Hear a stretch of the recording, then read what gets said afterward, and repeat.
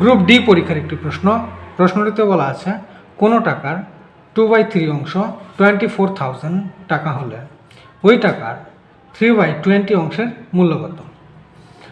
অপশনে রয়েছে 5,200, 5,400, 5,600, 6,000।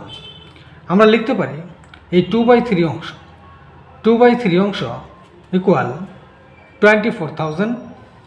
So 3/20 equal, আমরা এটি ক্যালকুলেশন করে নেব 24,000 ইন্টু 3। এখানে এই যে 3 দেখতে পাচ্ছ, এই 3 এর সঙ্গে 24,000-এর এখানে কিন্তু মাল্টিপ্লিকেশন মানে গুণ সম্পর্কে রয়েছে। এটি এই 24,000 এই 3 মাল্টিপ্লিকেশনে আছে, এই 2 এই নিচে যাবে, এই 3/20 এটা যেভাবে ছিল সেভাবেই বসবে। আমরা কাটাকুটি করে নিচ্ছি, এখানে 0 0 কাটা হয়ে গেল। আমরা 2 দিয়ে কেটে নিচ্ছি 12, 2 দিয়ে আমরা এখানে 6 পাচ্ছি, দুটো 0। আমরা এখানে লিখতে পারি 600, 3 ইন্টু 3। আমরা পাচ্ছি এখানে 3 ইন্টু 3, এখানে 9 পাচ্ছি। 600 ইন্টু 9 আমাদের অ্যান্সার হয়ে যাচ্ছে 5,400। 5,400 আমরা উত্তরে পাচ্ছি।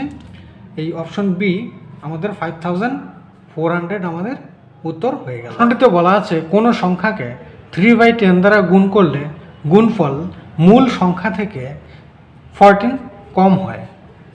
আমরা ধরি সংখ্যাটি x সংখ্যাকে 3/10 দ্বারা গুণ করব। x সংখ্যাকে 3/10 দ্বারা গুণ করব। গুণ করলে মূল সংখ্যা থেকে 14 কম হয়। 3/10 দ্বারা x মূল সংখ্যা, এটিকে গুণ করলে যা পাই সেই উত্তরটি আমরা পাশে লিখব মূল সংখ্যা থেকে, অর্থাৎ x থেকে 14 কম। x 3/10 ক্যালকুলেশন করলে যে উত্তর আসবে সেই উত্তরটি হলো x minus 14। 3x/10 x minus 14। আচ্ছা, এবার আমরা এটা লিখতে পারি 3x ইকুয়াল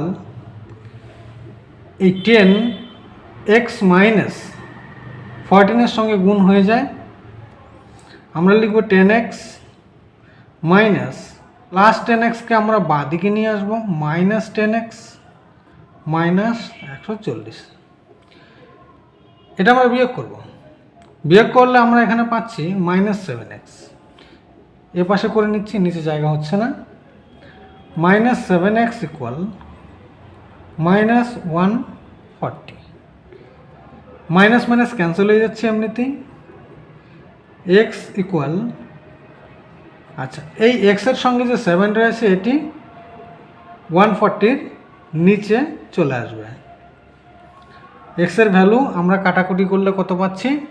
x এর ভ্যালু আমরা কাটাকুটি করলে এখানে পাচ্ছি 20। এটা কাটলে আমরা 20 পাচ্ছি। তাহলে আমাদের মূল সংখ্যাটি 20। এখানে 30 রয়েছে, এটি 20 হবে। আমাদের উত্তর হবে সি, 20 আমাদের অ্যান্সার।